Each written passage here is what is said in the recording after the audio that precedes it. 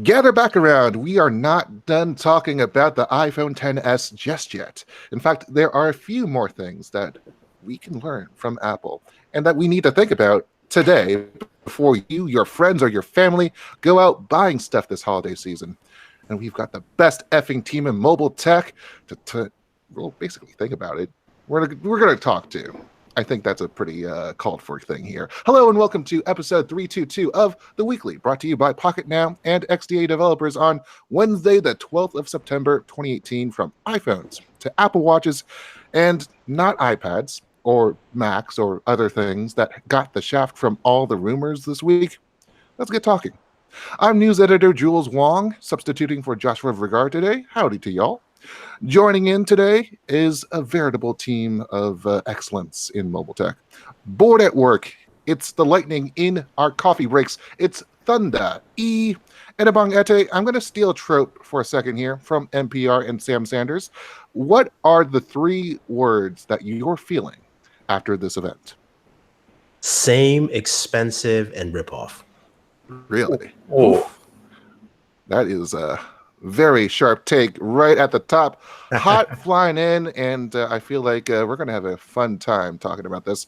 We welcome a new guest also to our show, a mobile tech sojourner across the YouTubes. But these days he's working with unique digital assets to make a card game. He is Mark Burstiner. Hello to you, and what are your three words? Greetings. I think I saw the entire thing. I think the three words are big, iterative, health. Big iterative health. I think health is a very iterative thing for all of us here, but especially for Apple when it talks about its electrocardiograms and whatnot. I guess, well, I'm going to tell you my three words after I should note that both Jaime and Brandon are also out of the office today. But if you want to see Jaime and Joshua joshing around, they're going to be on a special episode of The Weekly coming up this Friday. We'll tell you more about that at the end of the show. In the meantime, I feel like my three words are tick, talk. Yeah, that's it. Like this is the talk. This is the S. All right. Yeah. Well, I only needed two, but hey, like that is this. I mean, we're talking about an S year. We're talking about an R year, which I like. It's the letter before S. And I'm not sure how much of that relates to what the whole scheme of the release cycle is for these three iPhones here. But I guess we should start off with the thing that came in chronological order for this keynote, and that would be the Apple Watch Series 4. Obviously, as you have alluded to, Mark, big upgrades in terms of health. I want to get the visual up though on our YouTube page here, and that is with well, you see here this watch face on the new watchOS 5 that they're teasing is it's a little much, don't you think? I'm into it. I mean, anybody who's seen anything I've ever said about information and the density at which it's presented knows I love me some very high density stuff. High density, high packed. Yeah, just everything about that. I want to see a helicopter. I'm a helicopter thinker. It's hard for me to think about my sneakers and what shirt I'm wearing for the day, you know? So looking at my watch, seeing quite this much data, that's exactly what I wanted. So for me, aside from the health stuff, I really think that the Apple Watch is finally something that I want, and that watch face is not nothing to do with it. So technically, I believe we have 11 pieces of information here. So inside, so we have this analog clock dealing with that. And then we have in the four cardinal quadrants within the clock, 4 complications. In the corners, 4 of them, we have 4 extra complications. And then you have calendar reminders and just general notifications that appear in the rims of the clock when they are needed. What do you think of this, Enobong? Is this a little too much, or is this just right? Having complications on a smartwatch or a watch isn't, to me, it's fine. I mean, you've got some really good timepieces that have so many complications on there. So that is all great and dandy. I don't like the design of the Apple Watch and never have. I'm going to come from the negative aspect of this because I'm tired of seeing the rectangular watch that to me, it's too small for me. I have a big wrist, so I need at least a 46. A 44 for me just doesn't fit. And also, again, I think design-wise, all I see is the same. I see more complications. I'm happy with that. I do agree. The more information you can throw at the glance, the better. Yeah. But it's the same watch in my mind. I thought we were going to have a harder time with software on this, but yeah, like, do you have a follow up on that, Mark? I think it's a really great example of that second word, iterative. This is an iteration, and Apple for a long time, since the iPad came out in 2009, has been the name of the game. Iterative work, evolution, not revolution, has been the name of the game since about 2009, and this is that to a T. This is a huge opportunity to capitalize on the market that Google has been losing over the last 2 years with such a stagnant set of releases on Wear OS. We only just got a reasonable update, and it was a little more than a facelift. So this for me, I'm an Android user through and through, but this is the first time I actually find myself wanting an Apple Watch. It's a little bit bigger, better under the hood, and it's a lot of the things that I've been looking for from a wearable. Bigger and better, interesting, especially as the hardware slims down. We just mentioned that 42 millimeter and 46 millimeter sizes, they've actually shrunken down by 2 millimeters a piece. So yeah, not great for the heftier of us, I shall say, me included, but also just expanding on that screen with closer to edge kind of meeting up. I know that they make it seem a little bit more immersive than it might or might not be, but we all have not had the chance to go hands-on with this thing yet. What they have done, though, in this iteration is kind of shaking some waves up in the health side of things. They have a new electrode, I believe, or array of electrodes within either I think it's both the backside where the optical heart rate monitor is, as well as the digital crown that you use to scroll through whatever interface that you're dealing with. And together that makes an electrocardiogram, which is both endorsed by the American Heart Association and approved by the FDA. So I know, well, perhaps you might be the best one to talk about this, Mark, but what do you think about just being active and how the Apple Watch is able to perhaps better accompany or associate that with its mission? Well, Apple has been for last 5-6 years or so really pushing health. When HealthKit came out, I did not expect that to be quite such a long tail for them, and it really has been. The EKG that they've got in this device is also, like you said, approved by the FDA. And I believe it was something like 6 years ago or so that Samsung first showed off technology capable of something like this for the Gear series, but they haven't taken it to market yet. Apple's beating Samsung to the punch here. It has been surprising to talk about. I mean, we've heard rumors of diabetic tracking in wearables, and just Apple getting into more of the health devices industries these days. What do you think of this next step forward, Enobong? I mean, I do like it. I do like the fact that that supports it. I still have to test it and see. We have to see if it works, because just because it's endorsed by the FDA doesn't mean it's actually good. It really doesn't mean that. Yeah. It just means that at least to what they tested is. But the thing I don't like, and I actually teased this in the tweet, I said, it's all great and dandy to have an EKG on there. My biggest problem, again, I'm going to sound negative, is the battery life. 20 full day out battery life is terrible as far as I'm concerned, because if I forget to charge it, if I trip and fall and I have a heart attack, it will not detect my fall, and I would probably croak because the battery is dead. One of the features is that new fall detection, thanks to new gyroscopes and accelerometers. But I mean, again, you make that point. It matters if the battery is actually, active and actually somewhat full. So. Exactly, because my thing is, how much battery life am I going to lose running that EKG? We do know right now that on an Apple Watch, if you go for a run, you might as well just charge that thing right after, because you're pretty much done with it. So if you go for a run and you use any of the other health features, your watch is pretty much done for the day. That means it's off your rigs, which means you can't do the things you want to do. So as great as it is, it to me it doesn't do anything if I cannot extend that battery life long enough for me to use the features more than once per day. It is undeniable that Apple has a hold of not just the smartwatch industry, but the watch industry in general. They are best selling in all of those categories. So, but I mean, Series 4, we've introduced cellular connectivity in Series 3, and it's been carried over here. Swimproof is here, but we seem to still have this trouble of dealing with smartwatches either as an accessory or as a fitness partner. Fitbit is trying to grow into its roles here in a somewhat awkward way, although they do have, as according to the latest market share reports, have had some progress lately. So where do you think this move takes Apple, or takes the smartwatch, or takes anything in that general realm? I think it's really fascinating, right? I think one of the things that Apple has shown that they're pretty consistently good at is connecting with that human side of their audience, their customer base, and you can see a lot in the design direction they've been moving towards since iOS flattened out.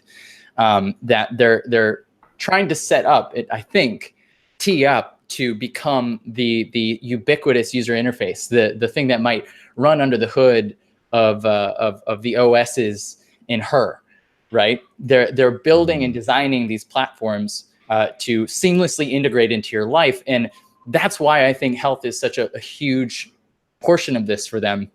That's their foot in the door. They're doing it better than anybody else is right now, except for maybe Samsung. But the people who trust Apple with that data are going to trust that data with their doctor. And I think this is the first step towards this like really unified look and feel in terms of the UI across multiple devices that Google's been trying for a very long time. For years, we said, can Apple get better at design faster than, can Apple get better at systems faster than Google can get better at design? And now we sort of made it. See, I disagree. I think that Apple has, I mean, to be honest and fair, this will sell to every single Apple customer, right? At least that's the market, but that's it. That's where it stops. And that is still, to be fair, let's call it 50% of the market, even if, right? The problem I see here is that, granted, I love the innovation they pushed. I love the fact that they're throwing all these things in. You've got EKG, you've got just trip detection and falling. We may joke about it, but that's still a nice feature, especially for someone who's older. You've got all these features built in, but when you add in the other complement of fact that it will not last longer than a day, it's stuck in an ecosystem that is not ubiquitous across the board. It is a closed wall garden. It doesn't really advance. I see Fitbit as the company who can. Now, granted, they still have things that because of that new acquisition, they have to merge to get properly. But, one of the things that one of my buddies who I usually talk about this with on my own show is like, smartwatches are dead. They truly are. Fitness lifestyle is where it is, which is why Apple is spending so much time on health than the smartwatch itself. And that's what Fitbit does better than both of them. As much as Apple Watch can give you those, if you use a Fitbit, you're getting days, you're getting all the things you need, just not a lot of these smartwatch complications in there. Now, can they get that better than Android? Now, Android now has new life with the Snapdragon Wear 3100, which brings in some specific features, like, for instance, the sports mode, which allows you to work out for 15 hours. And I think it dents like 10% of your battery. So that, again, adds to what can, a Google or an Adidas or somebody like that do on that ecosystem.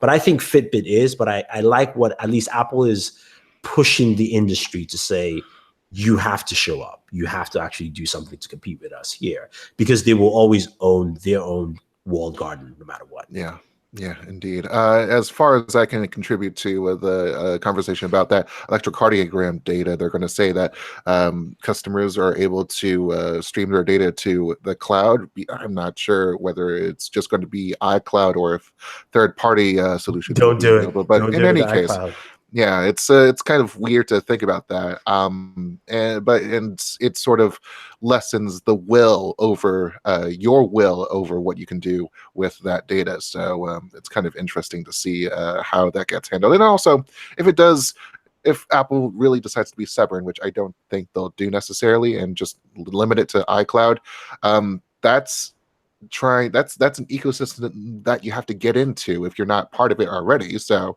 they're trying to expand the base appeal with these features like trip protection for perhaps the elderly, or just electrocardiograms in general.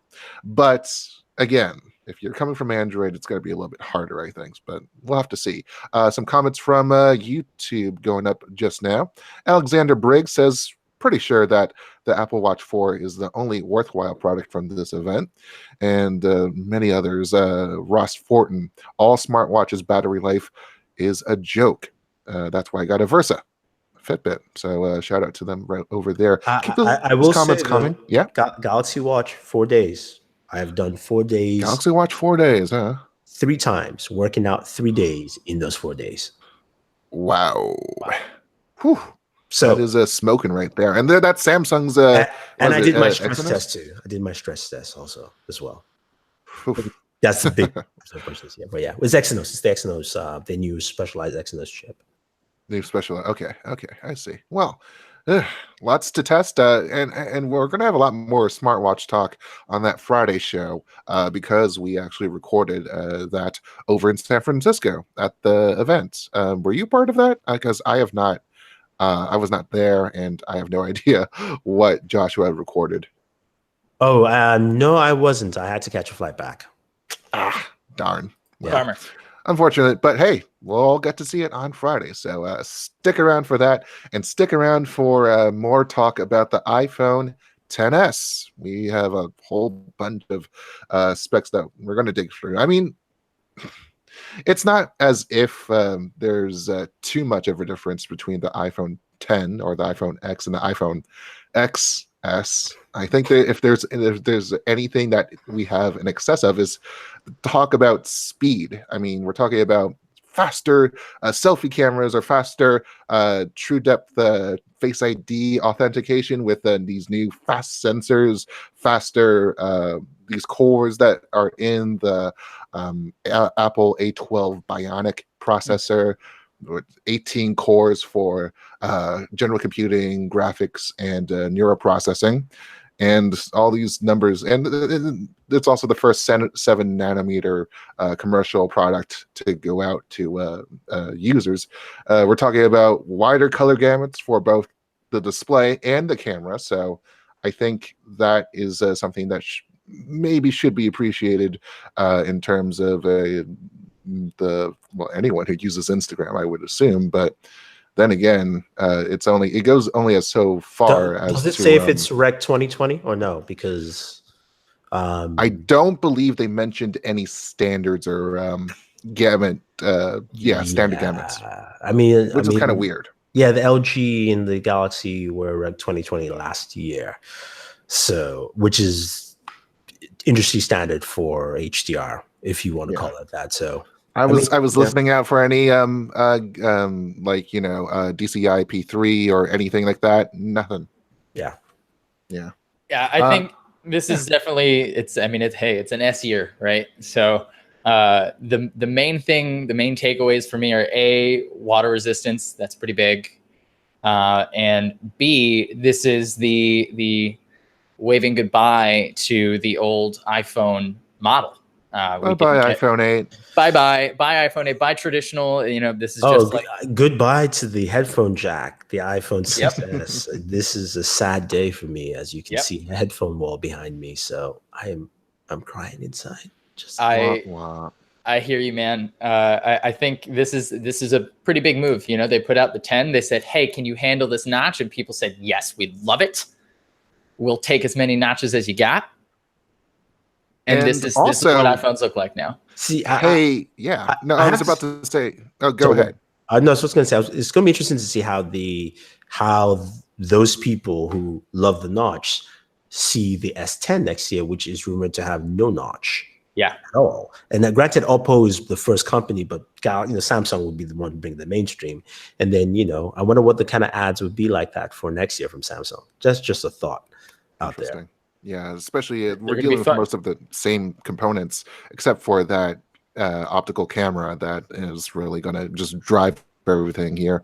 And one of the things that you mentioned about everything, like asking the users if they accepted the notch. I could say the same thing about pricing here, because Oh yeah. at this point, like, they made the comparison, instead of just the iPhone 8, it was the iPhone 8 Plus, which started at $749. Well, they decided to start the iPhone 10R, which we'll get to in just a few minutes, at $749, and then starts the iPhone 10s at $999 and $1099 for this new big Max. I'm still not comfortable with Max. I'm sorry. I don't get the name. I mean, a Plus sort of been just nice. I don't understand what the Max is. In terms of pricing, I dare not say it's not worth it, because I haven't actually touched the device, so I wouldn't go there. But I would say this: it makes anyone who complained about the Galaxy Note 9 have to rethink that, because on paper, just on paper alone, the Note 9 gives you more, just on paper, than what you get on the Max. Isn't the 512? I think that's 1250, and with this starting at 64 gigs for $999, and then you have to have that 256 intermediate step. I'm wondering where these steps are going, because I haven't seen step pricing for the bigger memory sizes. I can go into pricing right now, just so if you want to check that out. Yeah, sure. So select the Max, 6.5 inches. I will go with T-Mobile, just for the heck of it. Just for the heck of it. Gold. So we're looking at $1,099 for 64 gigabytes. 256 gigabytes is $1,249, which is the same price as the 512 Galaxy Note 9. And for that lovely 512, you're looking at $1,449. Delicious. Wow. Delicious. They just went they went for it. They made it gold this year. They had to gild the experience. Like, these prices are wackadoodle, but this is the top of the line flagship product. The only thing that gives me a little bit, I don't want to say hope, but a lot of the sustainability initiatives do sound really cool. And I don't know if that's maybe a nod to planned obsolescence, maybe becoming something they're going to try and take a look at in saying that they want to make these devices last as long as possible. Because that is the only thing that I can see making a difference in terms of pricing as we move into this, like the decade of the $1,000 smartphone, is if smartphones stop being something that we buy every single year. I can handle. That's not true. It's okay. You can dream, but it's not true. Yeah, I'm a dreamer. It's okay. You got to own it. But if that's the only thing that I can see as justifying a price tag like that. If I'm paying a grand plus for a mobile device, 2-year minimum, 3-4 years should be like the standard. Oh, no, I do agree. I mean, I would have been fine if they said, because of the recycling and some of the costs for that's why this device is priced that way, and they're looking to keep it that way. Again, as you added with sustainability, that's true, but they didn't mention that. And again, even if they were to use that excuse, that to me is implausible, because they have enough market power to tell their recyclers that we're paying this amount for it, because the $1 trillion company, so they can. I just look at it being that they started the pricing war at 1,000. They wanted to keep that premium. Samsung went to 1,000, and Samsung, at least in my mind, justified some of its pricing for 1,000 because they wanted to separate that from the S line.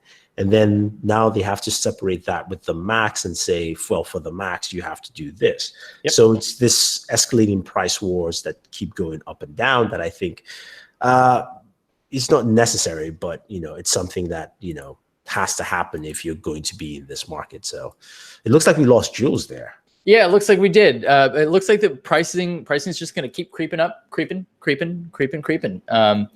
As long as we start to see some stuff fall in line with that, I'm okay with it. The XR, on the other hand, I'm not sure where this lands. Who is this phone for? Because at $750, like, Is that really going to be my choice? Well, especially considering that, well, how much of a watering down do you think it is compared to the iPhone XS, the iPhone XR? Other than wireless charging, which I don't think is included, it's water and dust resistant, right? Mhm. And it doesn't have an OLED display. That's it. I'd have to go back into the And it's missing the other camera module on the back too. Yeah, it's missing the second camera module on the back. But that's so you're missing three things. One of them is wireless charging, one of them is an OLED display, and one of them is a second camera module. But that's pretty much where it is. But to me, this is where I think Apple missed this. Somebody stated in one of my chats that Apple misstep in their pricing. I think that's very true, because I would have loved to see this at even a 700, which is still too high. But if it was a 650, 700, that I think would be more palatable to a lot of people. It's not going to be a $500 device, because I know they won't go there. But a 650, 700, a 700 even would put Samsung in the range of like, ooh, the S line feels danger at this point. Right. You know, right now, Samsung can tomorrow drop the S to 600 and say, here's a BOGO sale, and you can get. And it does everything this phone does, and in spades, with an AMOLED display, mind you. Exactly. Absolutely, I completely agree. I think if this were $50 cheaper, we'd have a really grand slam on our hands. Because the truth is, this is our base iPhone model next year, is the iPhone XR. That's what we're going to see next year. We won't see another base, iPhone 8 aluminum chassis model. Yeah. This is kind of like the last hurrah for this aluminum kind of. And I don't see it doing well. I think it's got to be just even $50 cheaper would really set it apart from the 5C, for example. I made a mistake. I've been corrected here in the chat by a bunch of people. Thank you. The XR does have wireless charging. Thank you very much. Oh, yep. As does have dual SIM as well as Bluetooth 5.0. Just okay, as much so then it's just a display and the second camera module. Yeah. IP67. So an hour in that meter water immersion thing. So there's a whole bunch of things. But overall, you're getting. I mean, you mentioned the disparities between LCD and OLED. I mean, how far does the quote unquote best LCD compare to maybe perhaps the worst? Well, you can't compare the best to the worst. The best display is the Galaxy Note 9. I mean, although they say the Sony display is slightly better, but at least we can take the Note 9 as a device that's out. And that's what the iPhone XS is going against. So yes. Yeah. That's the fact of things. Oh, well, I mean, it's going to be interesting to see how everything gets pitted up against each other. We're going to get to some more comments in just a few minutes, but we will be taking a break here, and we'll be right back. So hang on. This episode of the Pocketnow Weekly is brought to you by Jamf Now. If you run a business, you're probably busy enough looking after your employees, your facilities, and your equipment, not the least your iPhones, iPads, and Macs. Yeah, the things that let you run your business. Well, keeping track of those Apple devices can be easy as pie with Jamf Now. You can manage all the devices you need to, whether they're near or remote, set up email protocols, Wi-Fi credentials, and tool belt apps with a few clicks, and even unlock a machine or wipe data from anywhere. All of this without any IT training required. Weekly listeners can hitch up their first 3 devices with Jamf Now for free. Each device after that is just another $2 a month. All you need to do is head over to jamf.com/pocketnow. That's jamf.com/pocketnow. Let them know we sent you and take advantage of this great offer from Jamf Now. And weekly jobs. If you've been sourcing the boards, scouring them so hard looking for that perfect candidate, well, you shouldn't have to. LinkedIn makes it easy. Why? 70% of the United States workforce is already on LinkedIn. It's the world's largest professional network. With LinkedIn Jobs, you've got it all within your reach. Sort potential applicants by skills, interests, and by how open they are to new opportunities. Funny enough, most LinkedIn users aren't typically browsing the job boards, but 9 out of 10 of them have said that they're up for taking on a new adventure. And that means you can only reach them with LinkedIn Jobs. New hires are made every 10 seconds, and employers ranked LinkedIn Jobs 40% better at producing quality candidates than other posting sites. So why not try it out? Visit linkedin.com/weekly for $50 off your first listing. That's linkedin.com/weekly for $50 off. Once again, linkedin.com/weekly. Terms and conditions apply. All right. After that bit of ad reading, I need a break. So let's figure out how we want to frame this conversation moving forward here, because heaven knows that everyone's going to be waiting for those couple of days. Pre-order starts for the iPhone XS and the Apple Watches on Friday, and then later on, a month later, it's going to be those iPhone XR fans, which, by the way, analysts, a lot of analysts, Ming-Chi Kuo, beloved Apple analyst at TF International Securities these days, has said that the iPhone XR, at least, back when it was called, all these various things, the LCD iPhone, 10C, other things. But that is going to be the breadwinner for Apple, with about a 2-to-1 share in terms of sales for the XR compared to both the XS and XS Max combined. How do you see things playing out in the real world, given that we've already had a year of iPhone 10, and even though Tim Cook has said time and time again that it's the best-selling iPhone that there is, how do you see things going out? Let's start with you, Enobong, this time. The 10R would be the breadwinner. It makes the most amount of sense. You're spending less to buy either last year's phone or this year's phone, if you think about it, right? At $749. Getting an iPhone 8 Plus doesn't make sense. Getting an iPhone 7 doesn't make sense.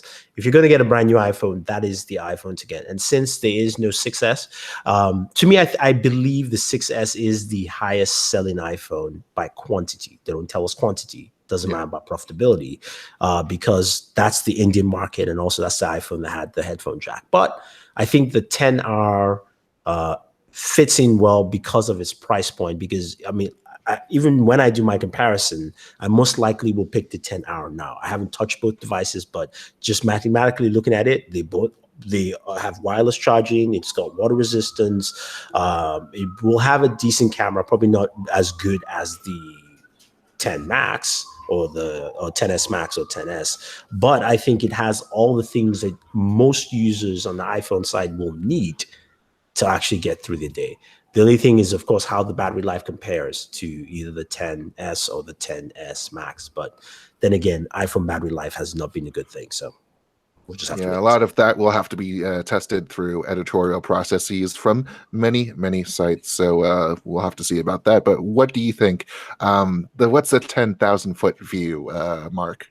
The 10,000-foot view is amusingly in the context of a conversation at lunch. I like to take the approach of I went to lunch with a buddy in New York, and they're like, "Hey, what phone should I get? Should I get this one? Hey, the new iPhone came out. Should I get it?" And the answer this time is, I don't think so. There have been 1 or 2 S years that I said, okay, yeah, pick up the S line this year. It's worth the pickup. I think the 6S with the first 3D touch screen on it, I said the same thing that year. But this year, I think it's more of a wait and see, wait for the cost to come down.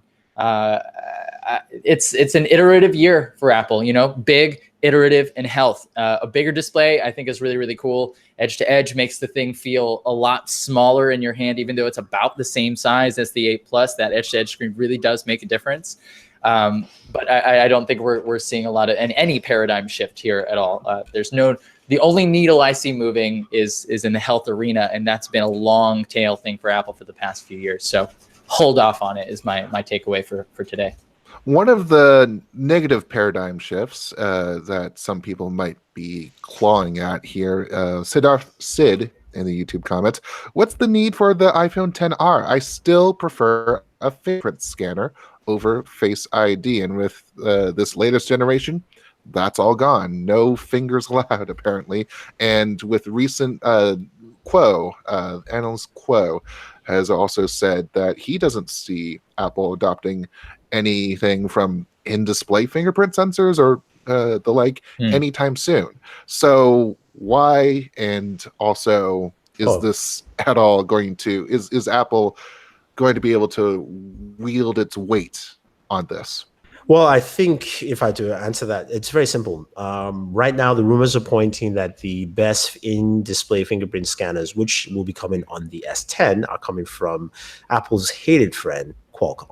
So you can count that out, at least for now, until that whole beef gets squashed. But the other aspect too is that Apple has really pushed the Face ID, and I think it all depends on what the realization come next year is where Samsung can say, hey, why do you have to do this when you don't have to look at your phone and just do this? You can just press and you're good. But Apple can will its weight. I think they can will their weight to say this is what works, because it's actually worked. Face ID has worked pretty well, I think, across the board, where in terms of people cracking it, we haven't really heard much of people cheating the system, in many ways. I think there've been a few, but it's taken a lot to actually do that. So I think they can hold their weight till that, until maybe the market looks at it and says in-display fingerprint sensors are just much better because I don't have to look at my phone. That's just the difference. I guess one of the arguments that I'm surprised has not been brought up is screen crackage and how that affects like the usage experience for fingerprint sensors in the display. That might be a thing. It depends on if the display, the glass itself is actually chipped, or if there's a risk of an injury at all to that. But I think maybe the risk of injury might be one, but I think because the glass itself, the surface glass, has nothing to do with the tech, because it's mostly, I think it's ultrasonic. So basically, right now it's a lot of them are optical sensors. And, I mean the Qualcomm one is ultrasonic, so it just basically is passing through the glass, and even if there's a crack, it wouldn't matter for that. So I think that's why. But then again, we may have issues, but I think it's just the way general public accepts all of this technology. If it works once, and if we crack a screen, we usually just go replace it anyway. Interesting. A lot of talk also in the chat, just general Samsung war going on in there, but a lot of other people are looking forward to the Pixel 3 and the Mate 20 from Huawei and Google, inversely, respectively, I guess you could say, in that sentence structure. What do you see in the iPhone XS in particular that might be able to hold up or surpass or do worse against the future competition, Mark? I think it's the Apple MO, right? Apple's good at a lot of things. One of those things is shipping really killer hardware. That's never been up for discussion. I think that the Pixel 3 is going to be some okay hardware with a really stellar software experience and another stellar camera. I struggle with a lot of Huawei stuff, especially these days, especially how the aftermarket's been treated in the last month or so. But the comparison between iPhone and Android doesn't go away, and I don't think that a big, beautiful AMOLED display and the handful of new things that we're getting in an iPhone this year are going to be enough to pull someone who maybe is on the fence on Android. Maybe they've been on Android the last 4 years, 5 years. They're looking for something new. Maybe they had an iPhone back in the day and they're looking to try it on again. This isn't going to be the generation that's going to pull you back. A lot of the things that we're getting in this device, we've had across the Android spectrum for the last few years anyway. So I think if you're someone who's on a fence, I think you're far more likely to fall on the Android side after this announcement than you were 2 weeks ago. Interesting. And, not all, not the bulk of sales for iPhones does happen in the first quarter that it is available, so the holiday season, but it's not, not all of those sales are coming from, the pre-orders. Most of them are coming in the months of October, late October, November. So you have time to consider your options in the market and I don't know, perhaps get one that may be right for you.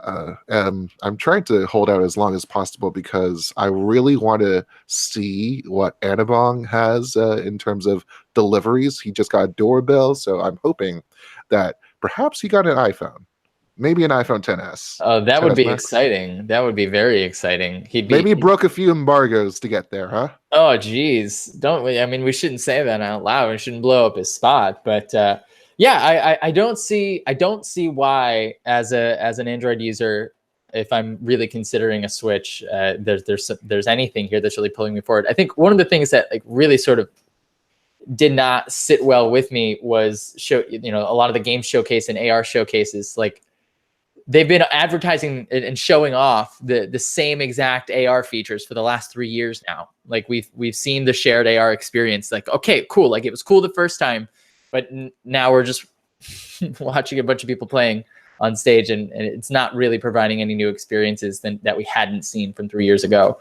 AR is just one of those things that I don't think is ever going to really finally make it until it becomes a reduction of VR when VR finally takes off. Well, I mean, in terms of gaming, I think Apple might be right in terms of treating it as part of a console. I mean, iOS home to a lot of many polished games out there, but for them, it also kind of acts as a new season of games, and and being able to announce new titles. Taking advantage of new technology such as the power requirements reduction and Core ML and all that going on. So, I mean, what do you think about that as kind of a platform against the likes of Nintendo or Xbox or Sony? Oh, I love that conversation. I think that's, I mean, I'm an old school video game magazine reader. Like I go to the grocery store with my mom and like go and read EGM and Game Pro and all that stuff. And I remember the ads or the articles, the op-eds about, Apple's gonna make a gaming console. They're gonna make a portable console. And this was in like 2002 or something like that, 2003. And lo and behold, we got one. It's just called an iPhone. It's a lot of different things in one. I think that the iPhone has been in general a force for good for gaming. It's really democratized the platform more than it was before. But I think it was also the foot in the door that enabled the free-to-play plague that we've seen only get exacerbated over the last few in-app years. purchases, the scourge of the devil and all that. Exactly. I'm all about supporting a developer, but predatory and psychological practices that make you feel addicted are, they wouldn't be possible were it not for this magic spacefaring computer in our pockets. Any final thoughts on all of this as we head into another review session, another sales season, another just amazing kind of road ahead? Start with you, Mark. Oh, Enobong seems upset about it. He seemed like he had a good one. I'm going to kick it to Enobong. Okay, sure. I was about to, because, if he was feeling that strongly, I was going to finish with that, storm of like. No, I was going to just say that it's interesting to see what Apple's lineup, because we have a very heavy October coming up. We've got announcements from Google. We've got Huawei. We've got Nokia coming up. We've got LG still. And then even Microsoft's announcement might be a head turner. I'm not saying it's going to be a phone, but it's going to, it might disrupt the market. And is this enough? Because one of my problems with Apple is not the fact that they're not profitable, or they can't sell iPhones, they don't make devices, or it's not nice. Is that, can they move away from just its ecosystem? Because right now, every time I see an iPhone, I go, if you're an iOS user, sure, it doesn't tell the Android user, ooh, I like that. I'm not saying you have to buy it, but does it really even attract the Android user to say, wow, that is really cool? And that's my biggest problem with them. And I think they will continually do well within the ecosystem.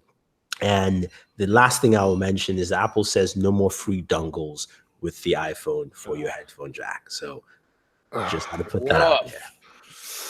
Look, I mean, what I see looking ahead is I tend to agree with that. A lot more status quo, but I think I think Apple's been head down, and I think they're going to be head down for a little while. They had about 5 years of Steve Jobs ideas in the hopper after he passed away, and they're scraping the bottom of that barrel. And I think that they've got their eyes on the puck about 8 to 10 years from now.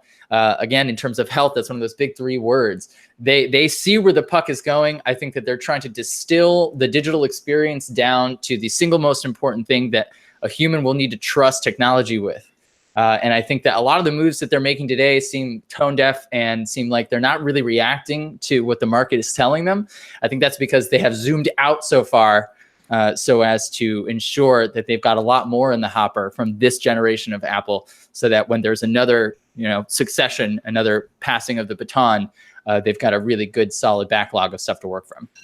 Yeah, I definitely agree that they're doing what they need to do in order to keep that self-sustaining machine sustained. So that's going to be interesting to see how far they develop, because again, we haven't heard of all the other developments, which we might hope for an October event, which we're going to have to cover 2 hours keynotes for Macs and Mac Minis, and the air powered wireless charging pad, which got no mention here. So it's not coming. Let's just let's move on. I mean, darn it all. But what's Enobong is done. What is so special about this? I mean, it's just a multiple device wireless charging pad, which you can buy those right now on Amazon. Yeah, I think what would be special about it is if they developed some sort of technology that actually had them both charging in the same loop as opposed to separate coils. If they were able to get closer to something like Tesla-esque technology that allows, for a field of charging around a particular device. That's the only thing that would get me stoked about it. That's the only real good reason I can think they delay it. I think the newer Apple that's more willing to look at the data instead of trusting what's in here. It's not even a fast wireless charger anyway, so it really doesn't matter. It's a slower one. I'm okay with slow if we're going wider rather than deeper. As I'm okay long with as that. there's the field. I mean, if Apple decides to acquire Energous, which is working on that technology, then perhaps they may be in the ball game. But until then the device would be canceled, or they would just keep quiet until the iPhone 11 next year, iPhone 13, or whatever number they will call it. But I think the pad is. I think it's maybe. I guess it's just a lot of us have just hooked on the fact that Apple has finally jumped on wireless charging, and they're making this. But again, as someone who's been on wireless charging since the Nokia 920, I don't care. Like, that's just how I look at it, because it's not new. It's old tech as far as I see it. So unless there's something really brand new. I'm sorry, I know I'm ending this. I started with a downer and I'm ending this with a downer. Like, yeah. I think I wish we were able to provide a little bit more balance in terms of how Apple might have been able to succeed, or at least they might be able to carve out a victory, or in this panel. Like, it feels so. It's like we're a bunch of Android geeks. So like I really do want to be able to provide some alternative to that, because the fact of the matter is that Apple's the omnipresent presence it is, that, and in our tech industry, they're $1 trillion company, and they have been able to make their earnings from producing a product that millions and millions and millions have wanted, desired, aspired to, and have owned. So, yeah, I mean, but this year might not be.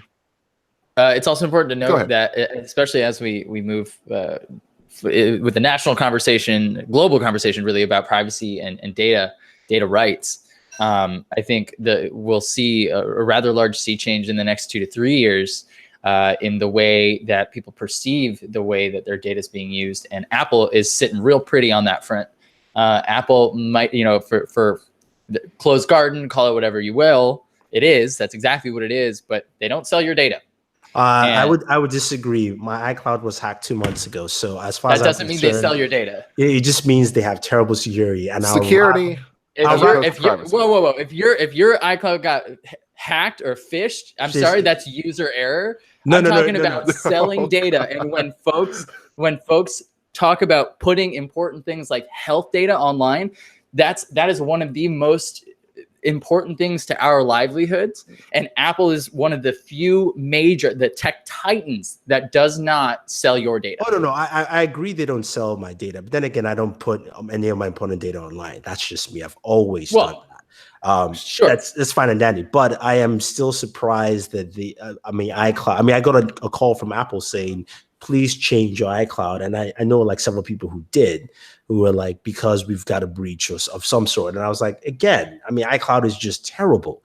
So it doesn't give me confidence that you're stating that I should put anything up there on iCloud, because that I will get that call again. If I know, right now I'm actually more confident, as bad as it may sound, I'm more confident that Google is going to sell the data, because I know they will sell the data.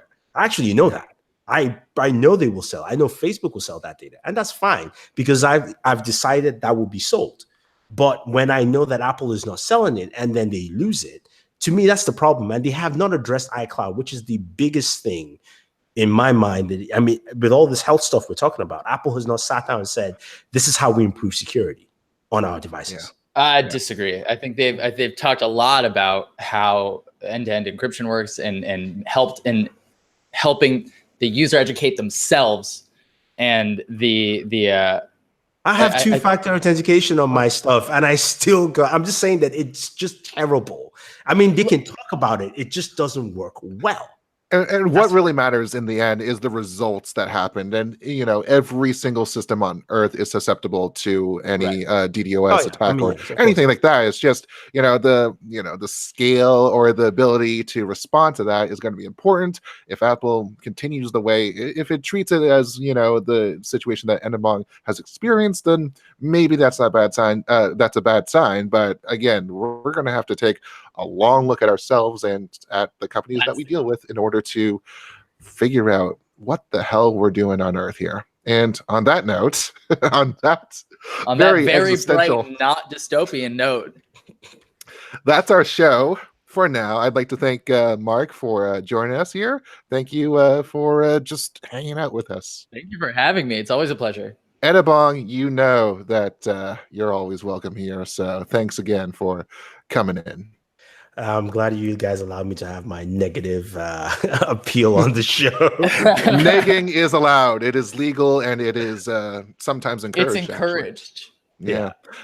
We are back on Friday with a special on-location episode with Joshua Vergara, Jaime Rivera, and a whole bunch of your favorite tech tubers. They were in San Francisco this week for the debut of Qualcomm's Snapdragon Wear 3100 platform, and they have loads to talk about when it comes to smartwatches. So perhaps if you want to learn or talk a little bit more about the Apple Watch Series 4, expect that coming out this Friday. Look for a terrific video on our YouTube channel and the audio version on the very feed that you might be following right now.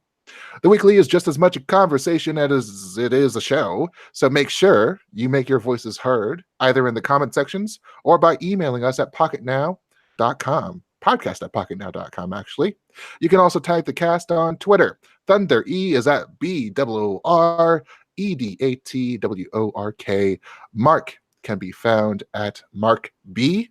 And I can be sought out at Point Jewels. Pocket Now is at Pocket Now on Twitter, Facebook, Google+, and YouTube in English and Espanol, where you can find more news on the Pocket Now Daily and Pocket Now A Diario every weekday. We're also on pocketnow.com for all your mobile tech needs.